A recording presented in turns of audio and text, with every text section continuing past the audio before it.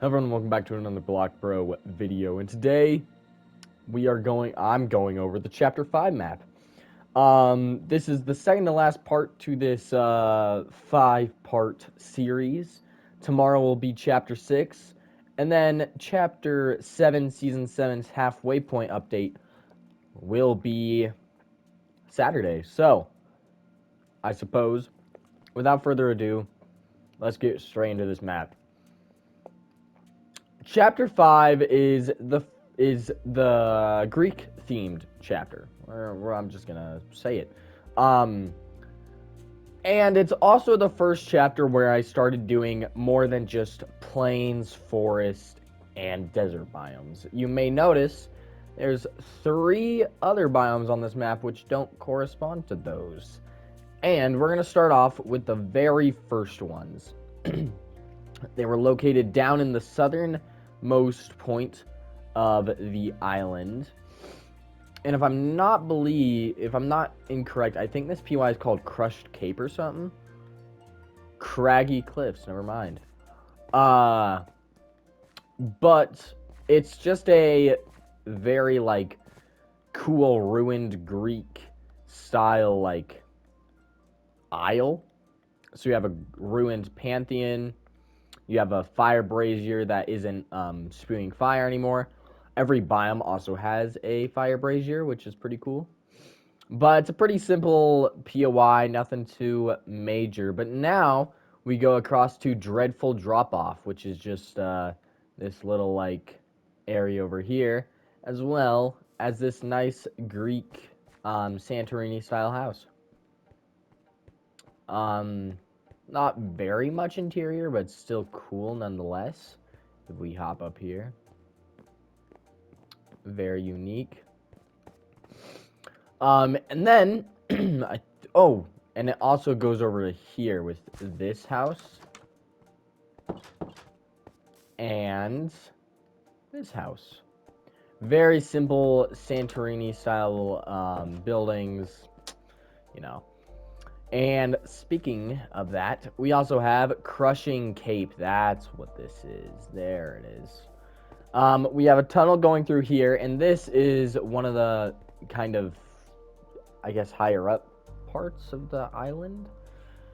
Or, POI. But now we have Steamy Springs over here, and it's just a hot spring area. Pretty cool.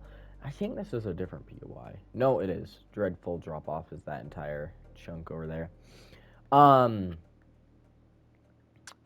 This was also around the time where I believed that every single location on the map needed to be named. So we have Valley Villa, which isn't very accurate because it's not in a valley, but it is a villa, so yeah. Anyway, now we move on to Remembrance or Reality Relics. Reality Relics have the normal Tortean house, the Plethorolus cottage. This is the one that's used from Chapter 5 onward. And then we have the Tortean clock tower. All of which are located on this little area because the story is, for the end of Chapter 4, something called Skyfall began. And that was part 2 to the Chapter 2 finale. So Chapter 2 was Fracture for the finale. Chapter 4 was Skyfall. And what happened was the villain of that season the villain of the chapter named the Reaper, which is part of the the last reality. He low-key just kind of plopped the entire island on top of the Chapter 4 map, and these are some like ruins that kind of sprouted out from the ground. So right here is very similar to Plains Pond.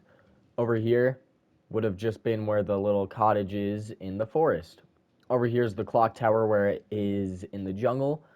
And over here is just another little jungle island down there. And that is supposed to kind of be like kind of visual storytelling for what happened. Very simple. But as we go across the cape of Crushing Cape, we will end up reaching Exalted Estate. And Exalted Estate is the big Greek manor POI. There's usually a Manor POI on every single map from Chapter 5 onward. So Chapter 5 is Exalted Estate, which is this. Chapter 4 is, not Chapter 4, sorry. Chapter 6 will be, I forgot what that POI was called. But, Reckless Resort or something like that. Very simple name. And then Chapter 7 had Melbourne's Manor.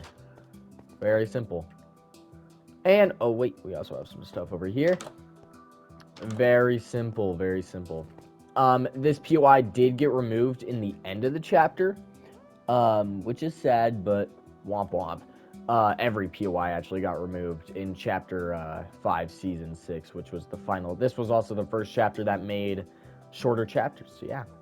Now we have the main entrance into the forest biome, which is Freeing Fields. I also forgot to say, over there is, I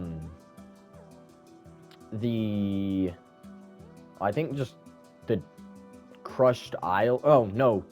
Yeah, the Crushed Isle biome. Over here is the Tropical Meadow biome. So, yeah, very cool. And then over here is the forest. It's also just the Plains biome as well. But here we just have the normal forest biome. We have Freeing Fields here, which is part of this pond. And here's the fire brazier there. I forgot to show the fire brazier over here. That's where that is. We also have some remnants of the other biomes of Chapter 4. We have the mountain biome. That's the only piece of snow on this entire map until Season 2. So, yeah. But here we have Freeing Fields, which is very simple. And then we have Roman Resort. I do believe that's what this is called. Yeah, Roman Resort, and it's just a Roman-style POI. Sure, Rome is in Italy, but it also is very similar to Greek architecture and stuff. We then have Cozy Cabin. Wow, I'm really good at speaking. Oh, that's pretty. Yeah, Cozy Cabin.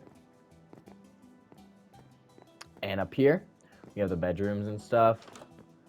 Very simple, very simple.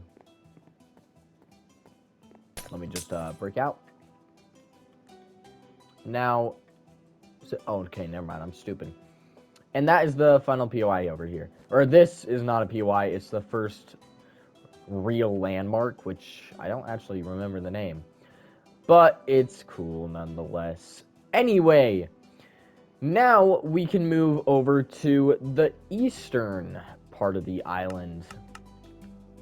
And the eastern part of the island has two very unique biomes. I'm joking. Well, actually not entirely incorrect, but we have the desert with Mushy Mine. I definitely could have called this something else, but I don't really know. And it kind of goes into this cave over here. And this cave actually leads to a sinkhole in the desert. So it's a very, this map's very detailed, and you will realize that as we go through. We have the Fire Brazier, and then we have Ruined Ring, and this would just be a giant coliseum, or would have been a giant coliseum, but it's in ruins now. And we kind of have this simple plateau area, and I'm not gonna spoil too much, but this biome here, this desert biome, is very similar to a biome that's gonna appear in Chapter 8. So a little bit of a spoiler for maybe a biome, but there will be more teasers for that. Over here we have Goldwood Gorge. No buildings other than this fire brazier in this POI, but it's a very simple area. This is the first instance of a Goldwood biome. You will see that in the Chapter 7 map, because at the end of Chapter 7, I will be doing a full tour of the season 1 map, because I want to. Here's the fire brazier here, but we also have another fire brazier in this biome. Which is over here, and it's just to kind of connect the full circle of fire braziers. And now we come across the most legendary POI in my time. This POI is giant. This is I think one of the largest POIs I've ever had. Or I guess one of the largest buildings I've ever had, if not the largest building I've ever made. So, pretty cool. We have Crescent Cathedral. That's what this PY is called. It is a very large cathedral. Now, I do think I should have maybe changed the colors to make it look more Roman, which would have been really cool, but it's okay. Um, but as you can see, we kind of have this cool thing right there where it's like crescent moon, and if you look at it just right, you have another crescent moon right there. And the thing about the Reaper in the Chapter 4 finale was that he did something called the eclipse, and that had a crescent moon that was red around something. I don't really know how it eclipsed, but And then here we have the end of Chapter 4 map. So that's what the Chapter 4 map looked like at the end. And then we just have a bunch of chandeliers and stuff. And we have this big stained glass window, which is pretty, pretty. And actually, speech notes. This church brings celestial value to every one of you. Our province has a law of regression, a law that states everyone follows the eclipse. Everyone must follow law. And lastly, the mysterious eclipse is our Lord. But our gods are known to destroy stars, so we must fight back just in case our day of reckoning comes. And believe it or not, that is a direct teaser to the entire story of Chapter 7. That one statement is literally just the Chapter 7 story. The Chapter 7 story isn't done yet, but the island that it takes place on is the Celestial Province. And if you look here, Celestial and then our province. And this is actually a church that used to be owned by a group known as the Bloodstone Visars, or um, the Bloodstone Church, which is very important to the story. Um, and they had a bunch of churches. This is one of them. It's not the main Bloodstone Church. The main Bloodstone Church is on the Chapter 7 island right now. But this in particular is very, very important. Just because it explained the entire story of Chapter 7 before, like 2 chapters before it was even out. So yeah. Anyway, now we have our very, very final biome. This is the Great Tree biome. We have the only, oh wait, not the only POI, but this is one of the POIs, and it is just the Great Tree. The Great Tree is very important because this entire island has aspects of 2 different realities. The western part, which is this side. Actually, no, wait, I think, is it all? No, it's the plains, the forest, and the Goldwood are connected to the Chapter 7 reality, particularly Chapter 7 reality A, which is the main reality, not the reality which Celestia takes place on, or Chapter 7 takes place on. In the storyline explanation, that will make more sense eventually. But then the desert and the Great Tree biome both came from Reality 1 A. So, very unique, because Reality 1 is owned by the Last Reality, and as we know, the Last Reality caused the end of Chapter 4 and actually placed this island on top of Chapter 4, if that makes sense. In the storyline explanation, I think I do explain a little bit of that, so it'll make more sense in that full video. Anyway, we have a full staircase leading up to the highest point on the map, and this is, I think, the only time where I've had a central mountain on my map. Actually, no, Chapter 4. So yeah, Chapter 4 and 5 back to back have mountains in the center of the map, and I think Chapter 6 as well. So yeah, wow, that was very creative of me. Probably accidental, but who knows. But I suppose that would be it for this island. This is one of my favorite chapters I've ever done. In my opinion, it's my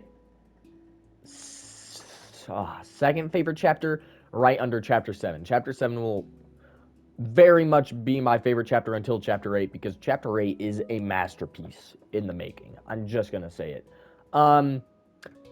But I suppose that would end off this video. If you would like to see me rebuild this map in a more modernized form, I would love to do that. I've said that in every single one of these videos, except for the Chapter 1 one, because that's not really a plan that I have to redo Chapter 1.